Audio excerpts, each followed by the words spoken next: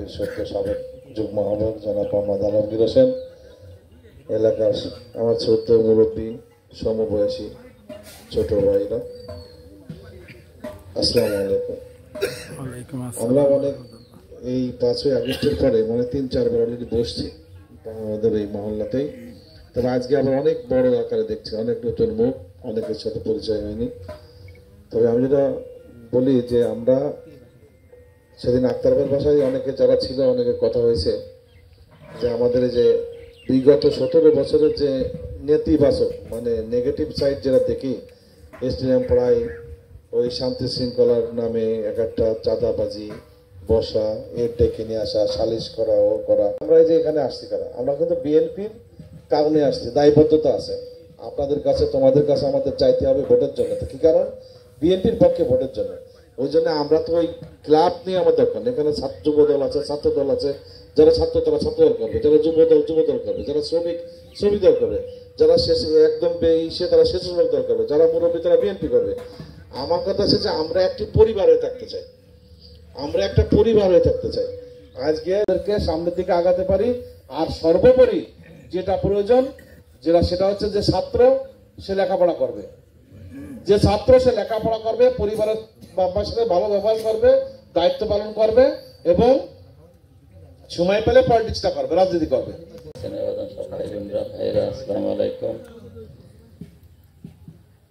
আসলে কেবল আসলাম তো বুঝতে উঠতে পারিনি কোন লাইনে কি বলো।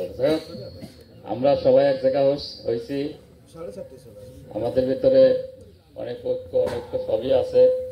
সব কিছু ভুলিয়ে যেয়ে পাড়ার স্বার্থে, এলাকার স্বার্থে আমরা সবাই ঐক্যবদ্ধভাবে যাতে চলাফেরা করতে পারি, সবাইকে সবাই চিনতে পারি, আপদে বিপদে পাশে দাঁড়াতে পারি, এই মানসিকতা তৈরির আহ্বান জানিয়ে সংক্ষেপে আমার বক্তব্য শেষ করছি। আল্লাহ হাফেজ। আসসালামু আলাইকুম।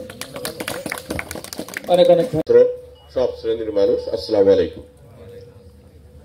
এই অল্প সময়ের মধ্যে এখানে 3 জন বক্তা বক্তব্য রাখছেন। এর ভিতরে অত্যন্ত গুরুত্বপূর্ণ বক্তব্য এখানে উপস্থাপন হয়েছে। আমি যে কথাগুলো বলবো তার অধিকাংশ এখানে বলা হয়ে গেছে।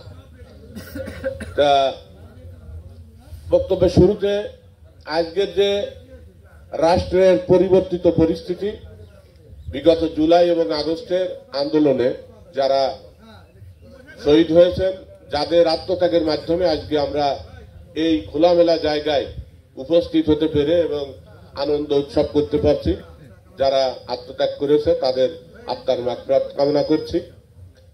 সেই সাথে ইতিমধ্যে যে বক্তব্য হয়েছে সেই আলোকেই বলি যে আমরা লক্ষ্য করছি স্টেডিয়াম পাড়া একটি বৃহৎ এলাকা। মাগুরা ভৌগোলিকভাবে যে কয়টি অঞ্চল, তার মধ্যে এখন স্টেডিয়াম পাড়া অনেক বড় অঞ্চল।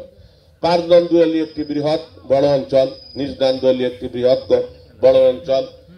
এখানে পার্থক্য হলো এই সমস্ত বৃহৎ অঞ্চলে প্রত্যেক জায়গায় গোষ্ঠীগত লোকজন আছে। পারদন্দুয়ালি একটা বহুজাতিক বাহিনীর গ্রাম, সেখানে সকল গোষ্ঠীর লোক আছে, মোল্লা, মুন্সি, খান, নানান শ্রেণীর লোক আছে। ওই নিজদানদুয়ালিও তাই আছে। আমাদের পার্শ্ববর্তী গ্রাম দেখেন ভায়না একটি গ্রাম, সেইখানেও গোষ্ঠীগত লোক আছে, খান আছে, মুন্সি আছে, মোল্লা আছে। কিন্তু আমরা স্টেডিয়াম পাড়া অনেক বড় একটি অঞ্চল, এখানে কোনো গোষ্ঠীগত লোকজন নাই। আমরা এই জেলার বা বাইরের জেলার লোকও আছে, বিভিন্ন জায়গা থেকে এসে আমরা এখানে বসবাস করি। তো এইখানে ভালো দিকও যেমন আছে, মন্দ দিকও আছে। যেমন এক একটা অঞ্চলে গোষ্ঠীগত একটি সমাজ থাকে,